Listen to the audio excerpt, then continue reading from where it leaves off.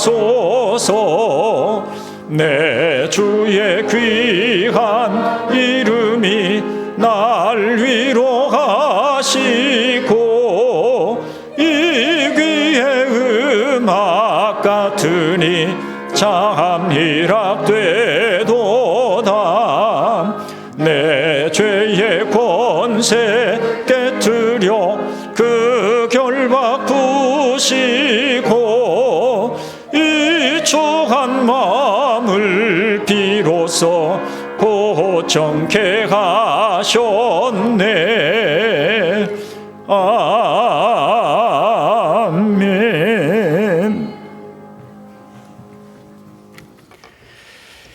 창조주시며 만물을 주관하시는 전능하신 하나님 아버지, 하나님의 그 크신 사랑을 확증하기 위하여 독생자 예수님을 이 땅에 보내주시고 예수님의 십자가의 보혈로 죄인들을 구원하여 주시고 자녀 삼아주신 크신 은혜에 감사를 드립니다. 또한 부활하신 주님의 은혜로 한나라의 소망을 품고 이 땅에 살아갈 수 있도록 인도하여 주신 하나님께 찬양과 영광을 올려드립니다. 모든 것을 합력하여 선을 주신 하나님 아버지, 한 주간의 고단하고 치열한 삶의 현장에서 다시 주님의 품으로 돌아왔습니다. 이 예배를 통하여 충만한 은혜를 베풀어 주시어 치유와 회복의 시간이 되게 하여 주시옵소서. 하나님의 자녀들이기에 하나님 뜻을 따라 살아야 하지만 제 가운데 살았음을 고백하오니 우리를 용서하여 주시옵소서. 우리가 하나님의 자녀가 된 것은 오직 예수님을 믿는 믿음으로 말미암았으므로 예수님을 믿는 우리 모두가 하나님의 자녀들이며 우리 삶의 모든 순간들이 하나님의 절대 주권적 섭리 안에 있음을 인정하오니 선한 목자 되신 주님께서 우리의 삶을 주님의 길로 인도하여 주시옵소서. 동산교회를 사랑하시는 하나님 아버지, 동산교회 교우님들을 인도하여 주시는 주님께서 동산교회가 후원하는 선교사님을 포함하여 지구상 곳곳에 파송된 선교사님들을 주님의 크신 권능으로 덧입혀 주셔서 선교사역을 친히 인도하여 주시옵소서. 특별히 동산교회가 지난해 비전회를 통해 선교 사명을 감당키로 결의하고 기도로 준비하고 있사오니 선교지를 정하고 선교 방법과 추진 일정 등을 계획하고 실행하는 데 주님의 뜻대로 인도하여 주시고 동산교회가 선교 사명을 잘 감당할 수 있도록 충만한 은혜로 채워 주시옵소서. 특별히 지난 한 주간 동산교회 교우님들이 새벽을 깨우며 기도로 준비한 부흥사경회를 허락해 주심을 감사를 드립니다. 어제 저녁부터 시작된 특별 부흥사경회를 주님께서 친히 주장하여 주시었고 지난밤에도 은혜의 말씀을 선포하시고 이 시간도 단위에 서신 황윤규 목사님으로부터 살아계신 주님의 말씀을 듣게 하심을 감사를 드립니다. 귀한 주님의 말씀을 전하시는 목사님께 성령님이 함께 하셔서 하나님의 사랑과 진리의 말씀이 가득 부어지는 은혜가 있게 하여 주시옵고 영의 강건함을 허락해 주시옵소서. 주님의 말씀을 선포하실 때 오직 성령의 붙들림 받아여 하나님의 권능으로 증거하게 하시고 말씀을 듣는 교우님들에게는 성령이 임하셔서 그 말씀을 믿음으로 취하여 거듭남의 역사로 나타나게 하여 주시고 각자의 삶터에서 받은 은혜를 실천하고 믿지 않는 이들을 말씀을 전하는 믿음을 허락해 주시옵소서. 사랑과 은혜가 풍성하신 주님, 우리 주님의 사랑 앞에서 변화되지 못한 사람이 없고 주님의 사랑 앞에 나오지 못할 죄인이 없음을 말씀을 통해 깨닫습니다. 이토록 사랑과 은혜가 풍성하신 주님이 우리의 아버지요 우리의 신랑 되심을 감사드립니다. 이 시간 찬양으로 하나님께 영광을 올려드리는 찬양대의 찬양이 전 교인들의 마음을 드리는 찬양이 되게 하여 주시고 정성으로 준비한 찬양대의 찬양을 기쁘게 희망하여 주시옵소서. 또한 주님께서 세우신 교회를 위하여 여러 분야에서 충성하는 손길들을 기억하시고 주님을 향한 사랑과 헌신이 주님 오시는 그날까지 변함없이 이루어질 수 있도록 성령님께서 늘 함께하여 주시옵소서. 오늘 예배에 참석한 모두에게 하나님의 은혜를 풍성히 부으셔서 이 땅에서 하나님의 자녀로서 세상을 능히 이기고 승리하며 살아갈 수 있도록 붙잡아 줄지 믿사오며 이 모든 그들을 예수 그리스도 이름으로 기도했습니다. 아멘.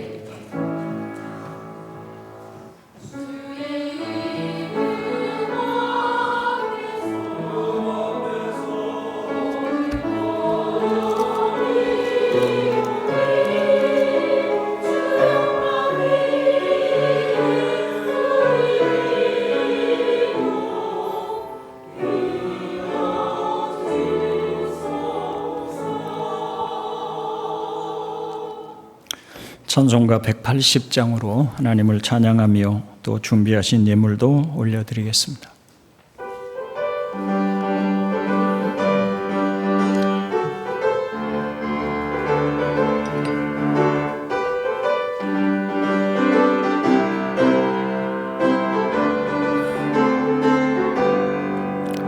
하나님의 나팔 소리 전지진동할 때에 예수 영광 중에 구름 타시고 천사들을 세계 만국 모든 곳에 보내어 구원받은 성도들을 모으리. 나팔 불 때 나의 이름, 나팔 불 때 나의 이름, 나팔 불 때 나의 이름, 부를 때에 잔치 참여하겠네. 무덤 속에 잠자는 자 그때 다시 일어나 무할군 부활 승리 얻으리. 주가 택한 모든 성도 구름 타고 올라가 공중에서 주의 얼굴 배우리. 나팔 불 때 나의 이름, 나팔 불 때 나의 이름, 나팔 불 때 나의 이름, 부를 때에 잔치 참여하겠네. 주님 다시 오실 날을 우리 알 수 없으니 항상 기도하고 깨어 있어서 기쁨으로 보좌 앞에 우리 나가서도록 그때까지 참고 기다리겠네. 나팔 불 때 나의 이름, 나팔 불 때 나의 이름, 나팔 불 때 나의 이름, 부를 때에 잔치 참여하겠네. 기도합니다. 아버지 하나님, 예배 중에 우리 손에 예물을 준비하여 올려드립니다. 지금 저희가 드리는 예물을 받으시옵소서. 소득 중에 10분의 1을 떼어 여호와 우리 아버지 하나님을 경배하며 높여 영광을 올려드리는 예물을 받으시옵소서. 저들을 복 주시되 권능과 능력의 손으로 붙들어 주시옵소서. 감사의 예물과 복음을 위해서 드리는 선교 예물과 교회의 짐을 함께 담당하고자 드리는 건축 예물과 주일마다 정하여 드리는 주일헌금과 주정헌금을 그리고 부흥사경회를 감사하여 드리는 예물을 연락해 주시옵소서. 하나님을 사랑하여 예물을 올려드리는 손길들을 복 주셔서 물된 동산에 심겨진 나무가 가뭄에도 마르지 않는 것과 같은 복과 은혜를 내려 주시옵소서. 구주 예수님의 이름으로 기도드리옵나이다. 아멘. 하나님의 말씀 두 곳을 읽겠습니다. 빌립보서 1장 20절로 24절과 고린도후서 5장 6절로 10절입니다. 주보에 기록되어 있습니다. 빌립보서의 말씀을 제가 봉독하고 고린도후서는 함께 봉독하겠습니다.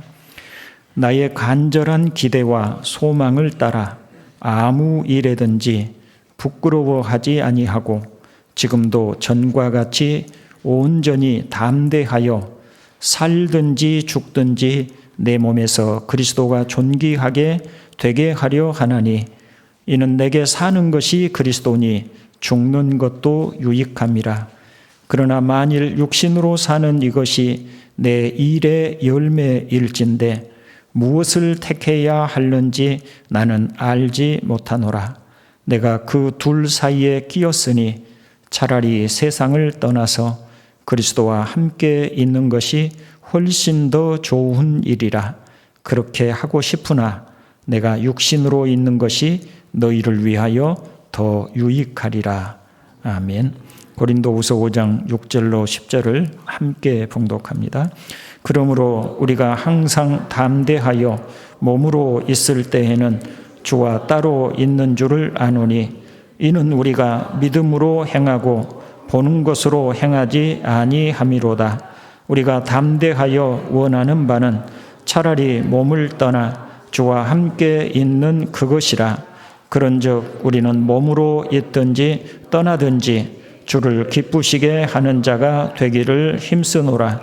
이는 우리가 다 반드시 그리스도의 심판대 앞에 나타나게 되어 각각 선악간에 그 몸으로 행한 것을 따라 받으려 함이라. 아멘. 찬양대의 찬송이 있겠습니다.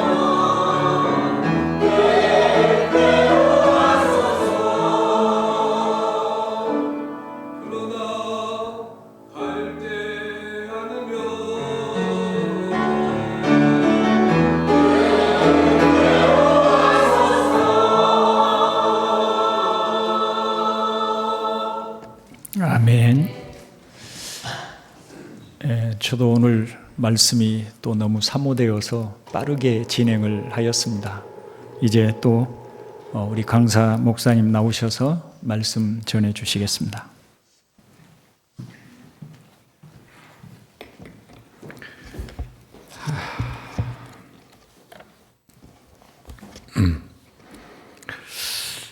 몇 년 전에 well dying, 잘 죽기에 열풍이 불었습니다. well dying, 잘 죽기, 죽음을 잘 준비해서 잘 죽자는 것인데, 이 well dying을 위해서 여러 가지 운동이 일어났습니다. 임종 체험 교육장, 미리 체험해 보는 거예요. 그 다음에 죽음 준비 학교, 또 well dying 문화 운동, 지금도 그런 것들이 진행이 되고 있습니다. 임종 체험 프로그램에는 영정사진 찍기, 유언장 쓰고 또 낭독하기, 또 관 속에 들어가 보기 등 다양한 체험을 합니다. 어떤 사람들은 유언장을 낭독하면서 울기도 합니다. 그럴 것 같아요. 이런 임종체험은 우리에게 많은 유익을 가져다 줍니다. 임종체험을 통해서 역으로 삶에 대한 애착, 이 땅에 내가 이렇게 산다는 것이 얼마나 소중한 것인가, 얼마나 큰 하나님의 선물인가, 이걸 새롭게 깨닫는 거예요. 그리고 내가 이제 누구나 다 죽는 것이지만은 내가 잘 죽어야 되겠다. 그러기 위해서는 후회 없이 내가 잘 살아야 되겠다.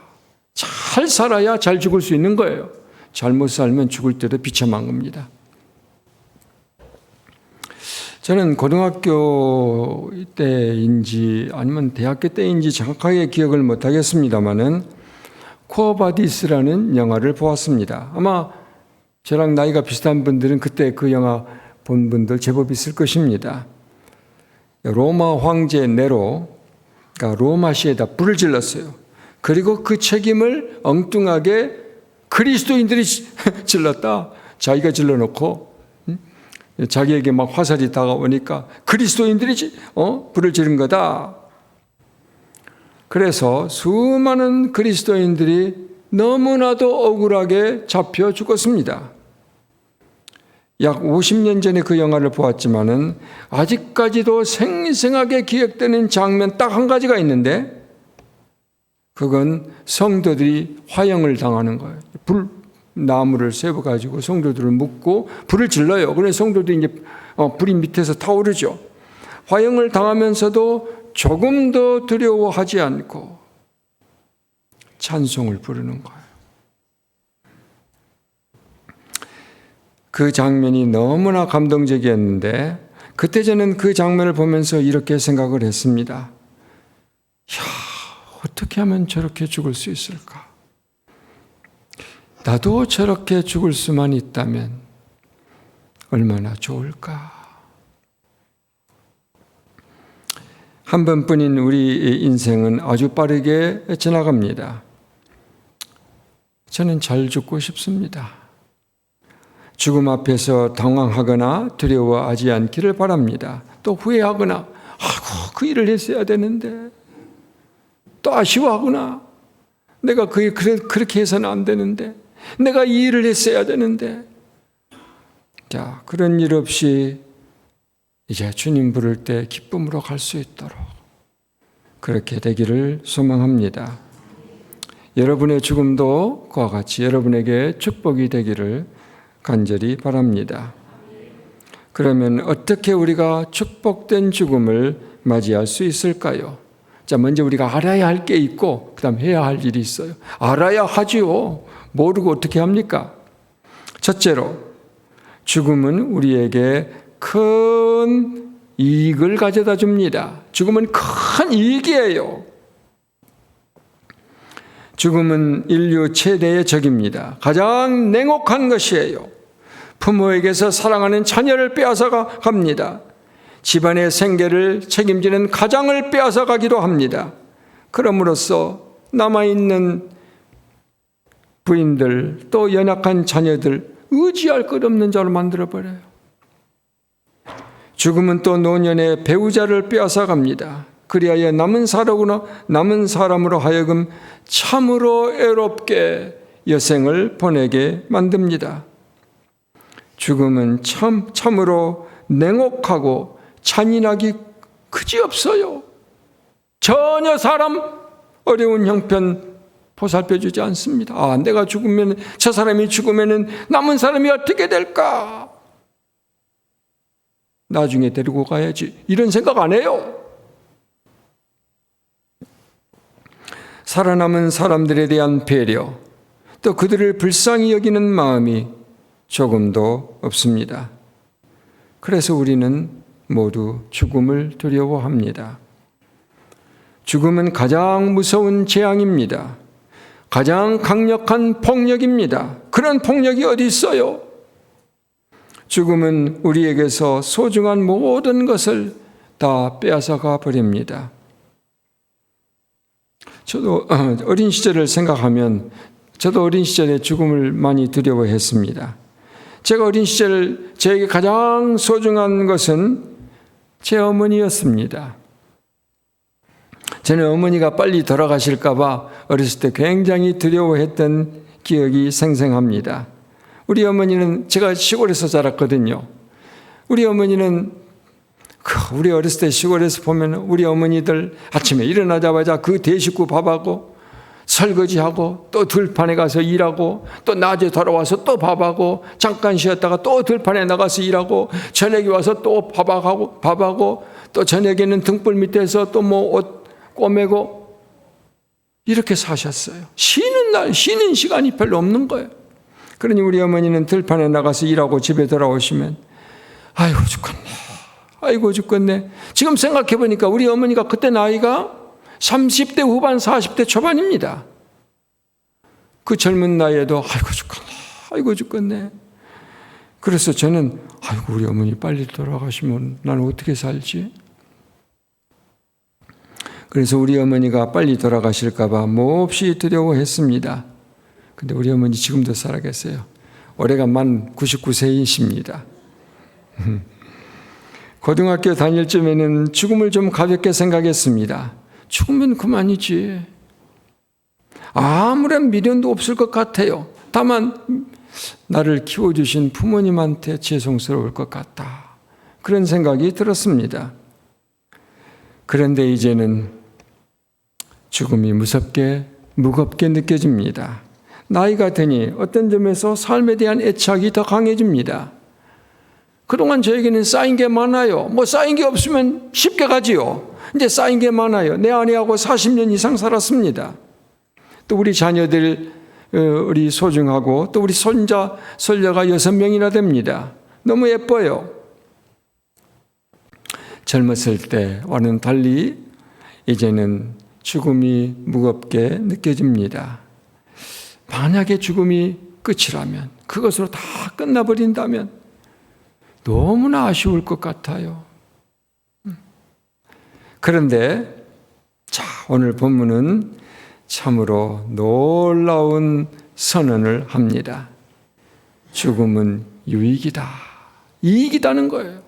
손해가 아니고 이익이라는 것입니다.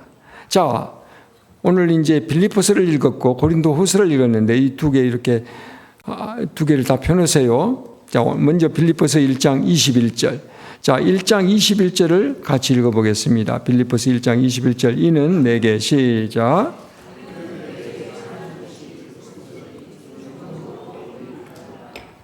죽는 것도 유익함이라. 죽음이 유익이다.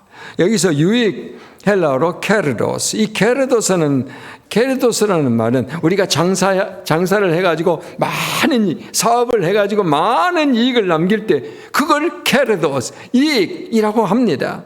여기서 죽음은 이익이다. 손해가 아니고 아주 대박이다. 이런 이야기예요.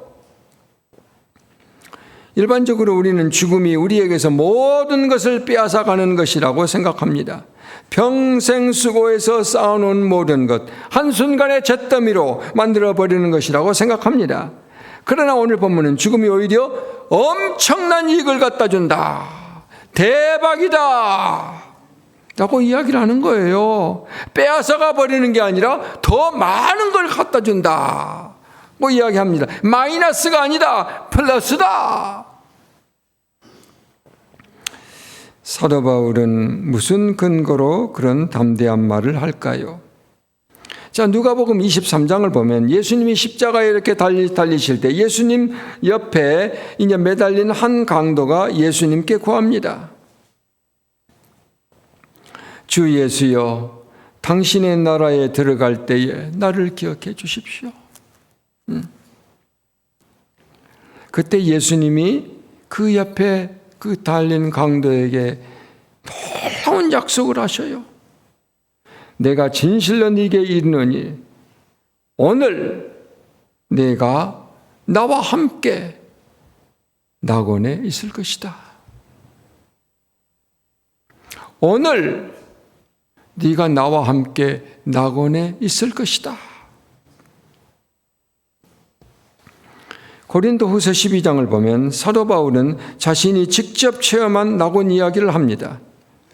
바울은 불가항력적인 힘으로 자기가 저항할 수 없는 어떤 거대한 힘이 하늘에서 자기를 끌어올리는 거예요. 자, 불가항력적인 힘으로 셋째 하늘까지 끌려갔다 라는 이야기를 합니다. 12장 4절에서 이렇게 말해요. 그가 낙원으로 이끌려가서 말로 표현할 수 없는 말을 들었으니, 말을 들었는데 표현할 수가 없어요. 이 지상의 세계와는 너무나 다른 세계가 펼쳐져서 지상에서 경험한 거하고는 너무나 다르니 표현할 말이 없는 거예요. 지상의 언어로 표현할 수 없는 말을 들었으니 사람이 가히 이르지 못할 말이로다. 사람이 그 비밀을 누설해서는 안 된다 이 말이에요. 바울이 체험한 하늘 낙원 체험은 너무나 환상적인 체험이었어요. 이 지상에서는 체험할 수 없는 것이었습니다. 또한 그 체험은 이 땅 위에서는 드러나서는 안 되는 하나님의 비밀이었습니다. 그래서 사람이 가히 이르지 못한 말. 자, 이 말은 사람이 감히 말해서는 안 되는 말, 함부로 노출해서는 안 되는 비밀이라고 말합니다. 이렇게 사도 바울은 직접 하늘 낙원을 체험했습니다. 그것은 그의 생애에서 아마 최고의 순간 중에 하나였을 것입니다. 그보다 더 좋을 수 없었습니다. 그래서 그는 죽음이 손해가 아니다, 이익이다, 대박이다. 그래서 빌립보서 1장 3절에서 죽음이 그냥 좋은 게 아니다, 단순히 그냥 좋은 게 아니고 뭐 좀 좋은 게 아니고 1장 23절을 보세요. 한번 같이 읽어볼까요? 내가 굳어서 시작.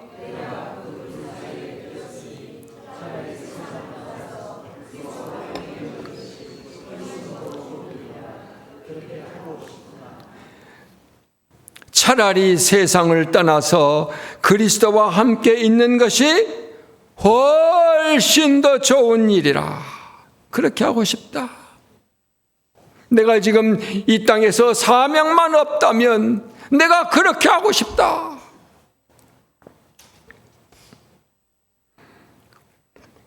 죽음은 우리를 놀라운 세계로 인도합니다. 죽음은 벽이 아니에요. 뭐 콘크리트 벽 뚫고 나가지 못하잖아요. 자, 새가 날아가다가 벽에 딱 부딪히면 거기서 떨어져 죽어요. 그와 같이 죽음은 벽이 아닙니다. 죽음은 창문이에요. 창문을 열고 바깥 세상으로 훨훨 날아가는 거예요. 훨씬 더 좋은 세계로 날아가는 것입니다. 그것이 죽음이에요. 죽음은 우리를 환상적인 낙원으로 인도합니다. 그래서 사도 바울은 말합니다. 죽음은 손해가 아니고 이익이다. 대박이다. 엄청난 이익이다. 라고 이야기를 합니다. 그러면 우리는 낙원에서 무엇을 할 것인가? 둘째로, 죽음 후에 우리는 주님과 친밀한 교제를 하게 될 것입니다. 우리 주님과 함께 있을 것입니다. 우리 주님과 친밀한 교제를 나누게 될 것입니다. 자, 어머니는 가족의 영혼이라는 말이 있어요. 어머니는 가족의 영혼. 이 말은 어머니가 가족의 생명이라는 말이에요. 어머니가 없다면 그 가족은 죽은 거나 마찬가지예요. 사실 어머니는 가족을 사랑으로 결속시켜요. 어머니가 계시니까 가족이 하나 되는 거예요. 어머니가 있으니까 모이고 싶고, 어머니가 있으니까 그 가족이 모여서 서로 사랑을 나누며 행복한 것입니다. 어머니는 가족의 영혼입니다. 어머니가 가족을 살아있게 만듭니다. 자, 우리가 아무리 좋은 집에서 맛있는 음식을 먹고 산다고 해도 어머니가 안 계신다면 그 가족은 죽은 거나 마찬가지죠. 한번 상상을 해보세요. 어머니는 죽었습니다. 어린 자식이 덜렁 남았습니다. 고급 아파트에 자식들이 덜렁 남아있는 것, 어머니는 없습니다.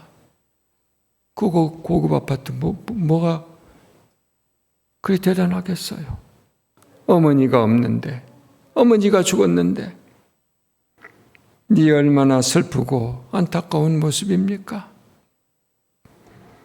어머니가 없는 가족은 죽은 것과 같은 것이에요. 영혼이 없는 것이에요. 마찬가지로 낙원이 진정한 낙원이 되려면 우리 주님이 계셔야 합니다. 우리 주님이 없는 낙원 무의미하죠. 냉기가 돌죠. 썰렁한 방과 같습니다. 낙원인 것은 아무리 낙원이어도 거기에 주님이 계시지 않는다면 무슨 의미가 있겠어요? 낙원인 것은 우리 주님이 계시기 때문입니다. 우리 주님이 낙원에 계신다는 그 사실 자체가 낙원의 생명을 불어넣는 거예요. 우리 주님이 곧 생명이십니다. 우리가 이 세상에 살아있는 동안은 주님으로부터 멀리 떨어져 있지요. 자, 이제 고린도후서로 넘어가서 5장 6절을 보겠습니다. 고린도후서 5장 6절 같이 한번 읽어볼까요? 그러므로 우리가 시작.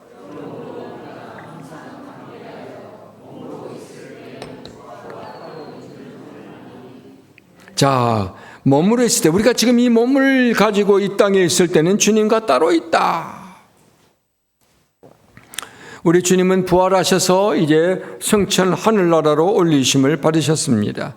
따라서 이 땅에서는 주님을 직접 볼 수가 없어요. 물론 이 땅에서도 우리가 주님과 교제할 수는 있습니다. 그러나 어디까지나 믿음으로 하는 거예요. 성령을 통해서 하는 교제이지요. 직접 얼굴을 보고 주님과 교제할 수는 없습니다. 아무튼 우리 그리스도인들이 지상에 산다는 것은 주님과 멀리 떨어져 있는 것입니다. 그러나 우리가 죽으면 낙원으로 갑니다. 우리 주님이 계신 곳으로 갑니다. 그리고 우리는 주님과 함께 낙원에 있을 것입니다. 거기서 우리는 주님과 친밀한 교제를 나누게 될 것입니다. 사랑의 교제를 나누게 될 것입니다. 우리 주님과의 교제는 우리에게 충만한 기쁨, 영원한 즐거움을 줄 것입니다. 이 세상 그 무엇도 줄 수 없는 기쁨과 즐거움을 줄 것입니다. 시편 16편 11절 주의 앞에는 충만한 기쁨이 있고, 여러분 생각해 보세요. 여러분 마음속에 주님이 계시니까 여러분이 마음에 기쁨이 있는 거예요. 주님이 없어 봐요. 얼마나 공허하고 허무한가. 텅 비어있는 마음에 뭐가 기쁨이 있어요? 내 마음속에 주님이 계시니까 기뻐요. 나중에 우리 주님을 직접 뵐 때 얼마나 기쁘겠어요. 주님의 오른쪽에는 영원한 즐거움이 있나이다. 주님이 내 마음에 계시니 이 하나님이 주시는 복을 누리며 우리가 즐거워하는 거죠. 근데 만약에 주님이 계시지 않는다면은 무슨 의미가 있겠어요? 얼마나 허무하겠어요. 얼마나 무의미하겠어요. 살아가는 것이 무의미하죠. 의미가 없는 거죠. 우리 주님 기쁨과 즐거움은 우리 주님께로부터 오는 것입니다. 우리 주님이 계신 곳에 기쁨과 즐거움이 있는 거예요. 우리 주님을 직접 뵐 때 우리의 영혼은 기뻐 뛰어놀게 될 것입니다. 그래서 바울은 빌립보서 1장 23절에서 이렇게 말해요. 1장 20, 아까도 우리가 봤습니다. 훨씬 더 좋은 것이다. 그냥 조금 더 좋은 게 아니고 그냥 좋은 게 아니고 훨씬 더 좋다.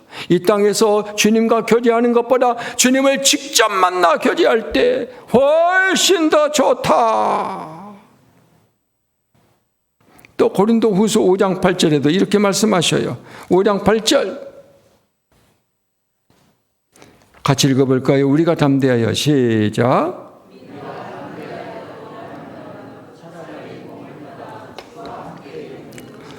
차라리 몸을 떠나 주와 함께 있는 것이다. 훨씬 더 좋으니까.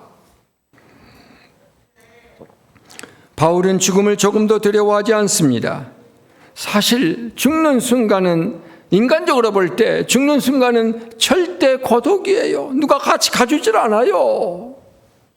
나 혼자 갑니다. 나 혼자 요단강을 건너갑니다. 죽음의 문을 통과하는 그 순간 나 혼자 가죠. 아무도 따라가 주지 않습니다. 아무도 나와 함께하지 않습니다. 너무나 외로워요. 그런데 여러분, 그 순간 우리 주님이 나와 함께 하십니다. 우리 주님이 우리를 품에 안고 요단강을 건너는 것입니다. 그게 로마서 8장 38절 39절의 말씀이에요. 죽음마저도 그리스도의 사랑에서 나를 끊을 수 없다. 죽음의 그 순간에서도 우리 하나님의 사랑이 나를 붙드시는 거예요. 그리고 우리는 죽음을 통해서 낙원에 이르러 주님과 함께 거하게 될 것입니다. 낙원에서 우리는 주님과 더욱 친밀한 교제를 나누게 될 것입니다. 그러므로 우리는 죽음을 두려워해야 할 것이 아니라 사모해야 할 것입니다. 여기서 한 가지 질문이 있습니다. 죽은 다음에 우리에게 지정이 인격이 있을까? 지는 뭐예요? 아는 것이죠. 자, 주님과 교제를 하려면 지정이 인격이 있어야죠. 그래야 교제를 하지요. 아무것도 머리가 텅 비어있는 어떻게 교제를 하겠어요? 자, 지는 지식인데 아는 거죠. 자, 지상의 삶을 우리는 다 기억하게 될 것입니다. 죽은 다음에도 우리에게 의식이 있을 것입니다. 또 죽은 다음에도 우리에게 감정이 있을 것입니다. 우리는 기쁨을 느낄 것이고 사랑을 느낄 것이고 행복을 느낄 것입니다. 또 우리에게는 의지가 있을 것입니다. 우리가 죽으면 우리의 육체는 없어져요.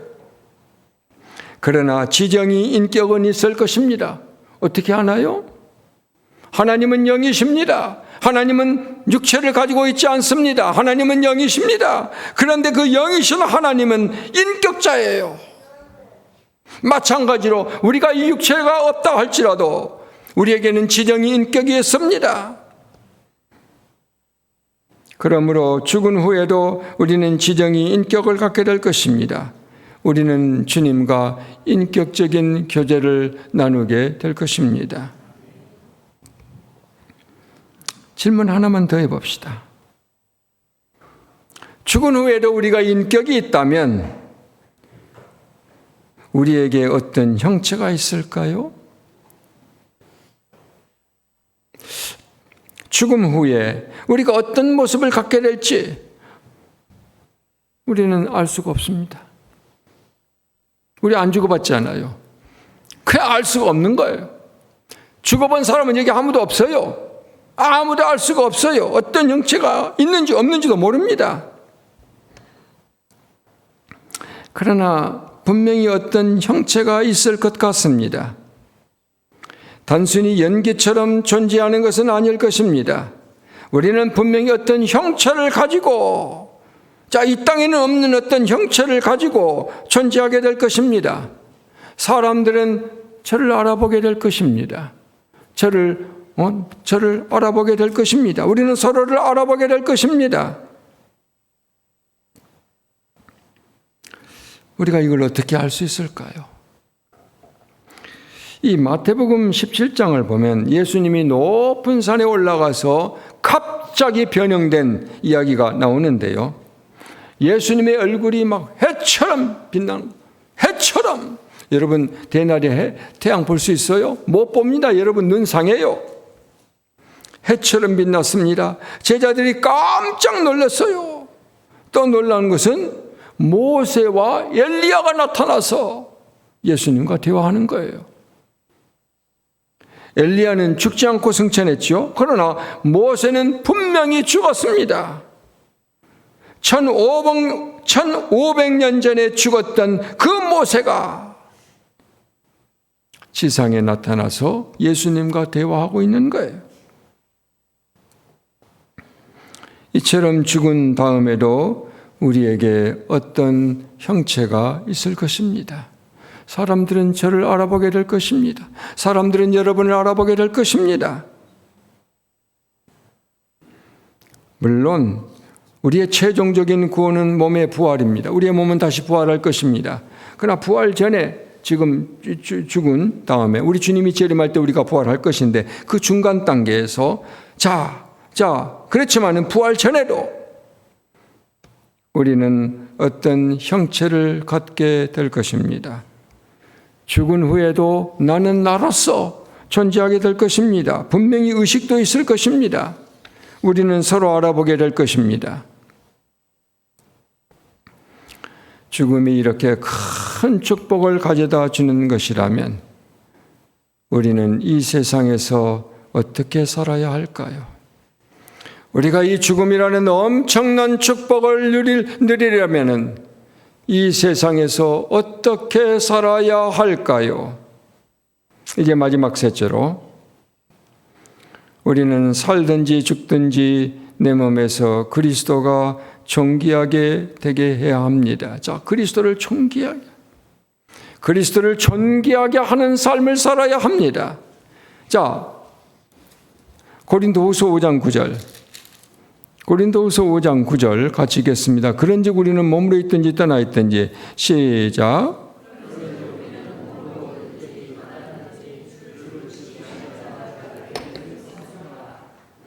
저를 기쁘시게 하는 자가 되어야 되겠다.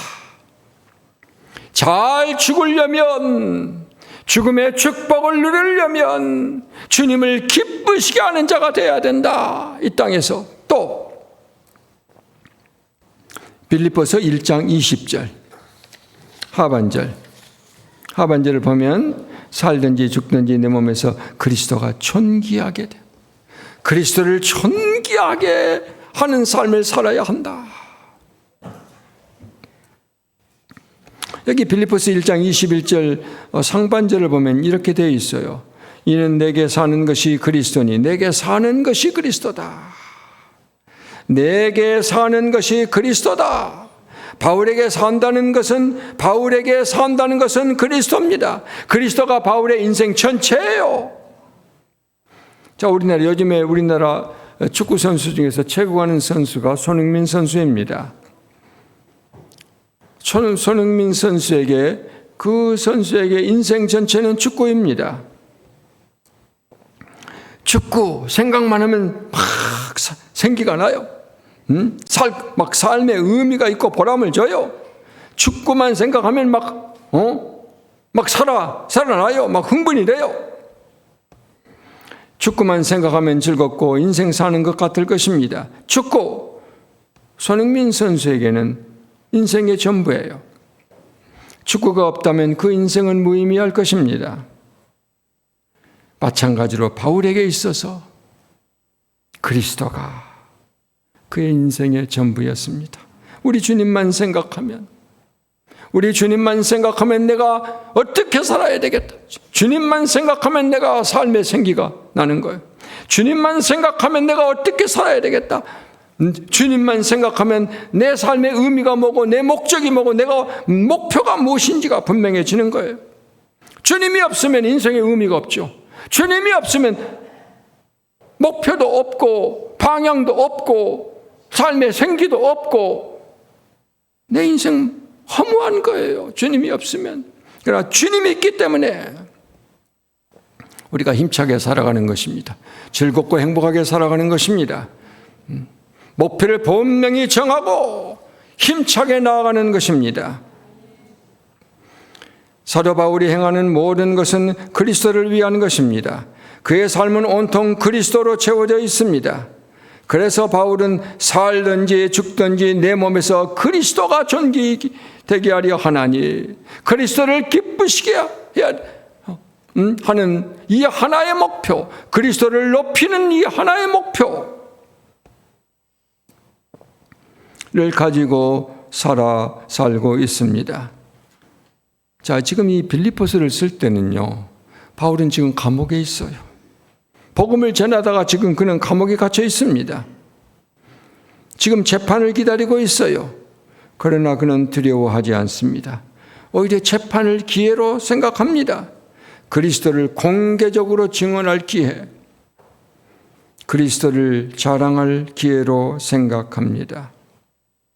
여기 빌립보서 1장 20절에 존귀하게, 그리스도를 존귀하게 한다. 여기서 이제 존귀하게 한다 이 말은 헬라어를 보면 메갈루오, make great 이렇게 크게 만든다. 그리스도를 크게 만든다. 그리스도를 크게 드러낸다. 는 말입니다. 우리가 어떻게 그리스도를 크게 드러낼 수 있을까요? 위대하신 주님을 널리 온 세상에 알리는 것입니다. 물이 바다를 덮은 것처럼 물이 바다를 충만하게 채운 것처럼 그리스도를 아는 지식이 온 땅에 채워지도록 알리는 것입니다.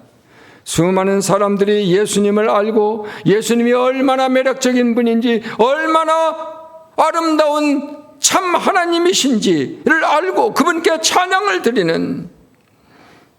드리게 만드는 그 그리스도를 예배하고 그리스도를 존귀하게 만드는 일, 바로 이것이 존귀하게 한다. 바울은 자기의 전 인생이 그리스도를 증언하는 도구로 쓰임받기를 원했습니다. 그래서 살든지 죽든지 내 인생 전부를 이 일을 위하여 내가 살아야 되겠다. 그리스도, 내게 삶이라는 것은 그리스도다.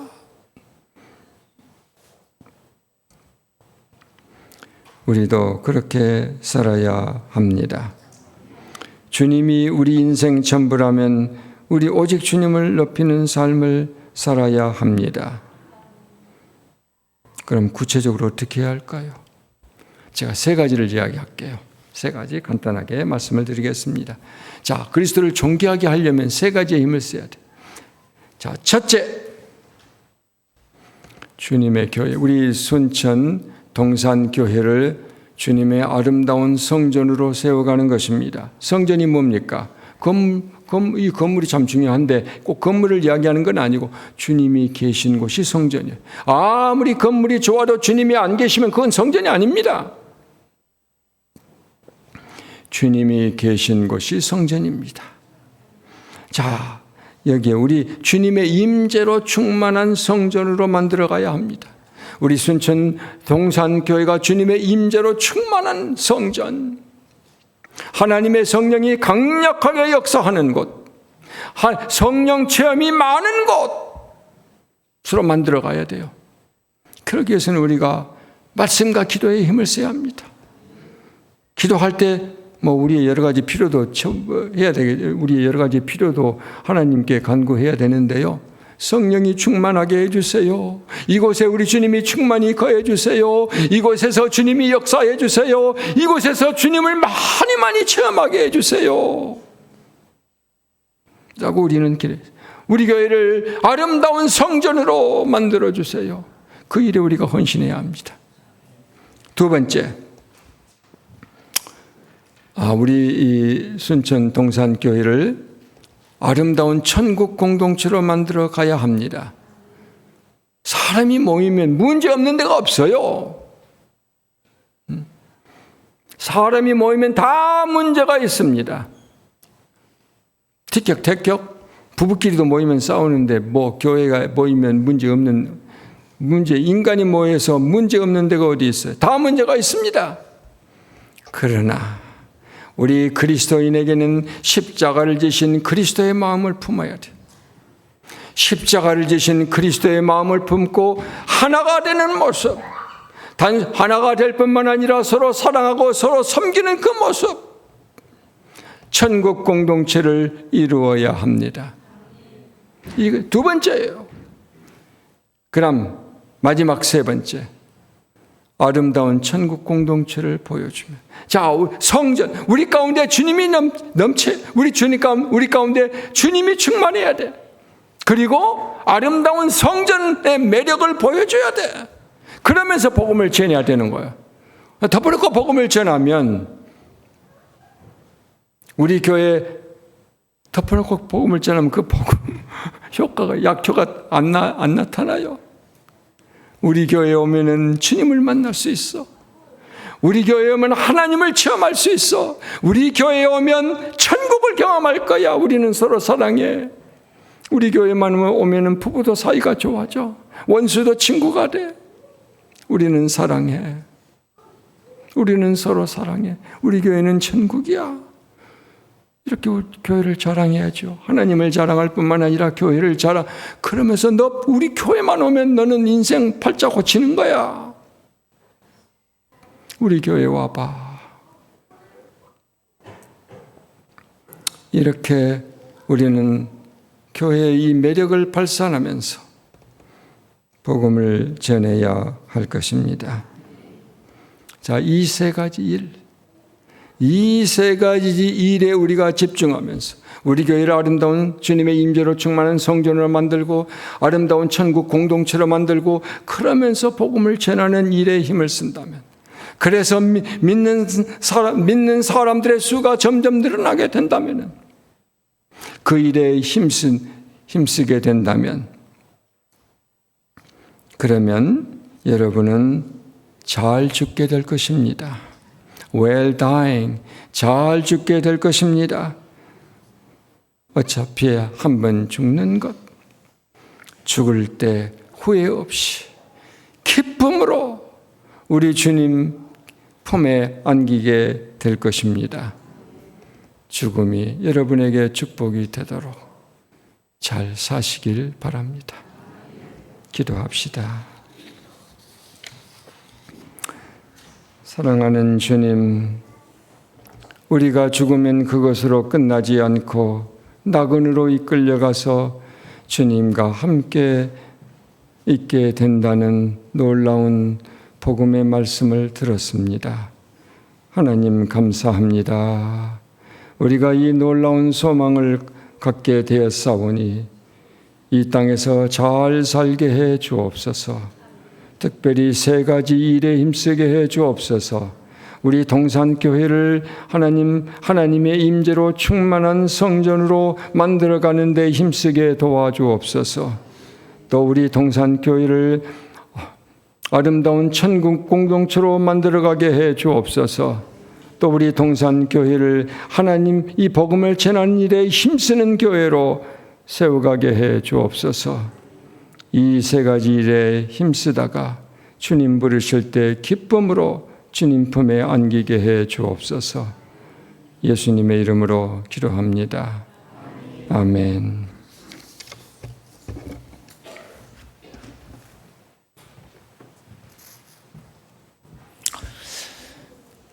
예, 오늘도 우리를 진리로 교훈해 주시고 또 우리의 심령을 일깨워 주셔서 감사합니다. 매우 짧은 부흥사경회입니다. 어제 저녁에 시작을 했고 그리고 오늘 또 오후 시간에 마지막 시간이 됩니다. 오늘 사랑구역에서 사랑목장에서 점심을 잘 준비를 했습니다.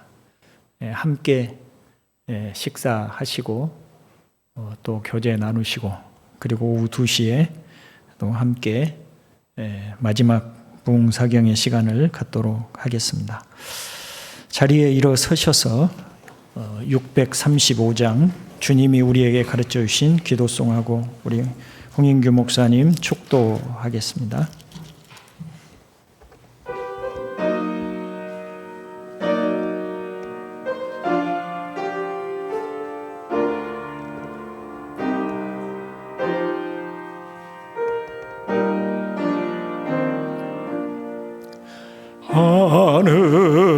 하늘에 계신 아버지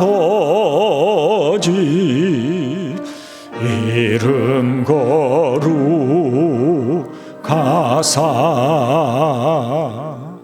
주님 나라 임하시고 뜻이 이루어지이다.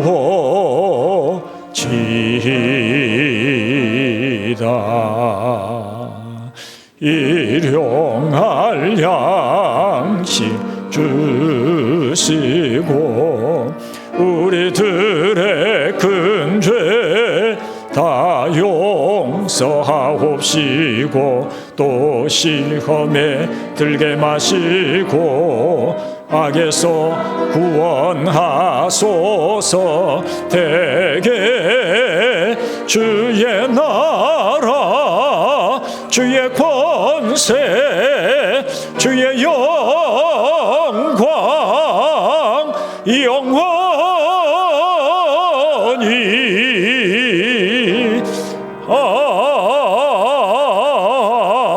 아멘.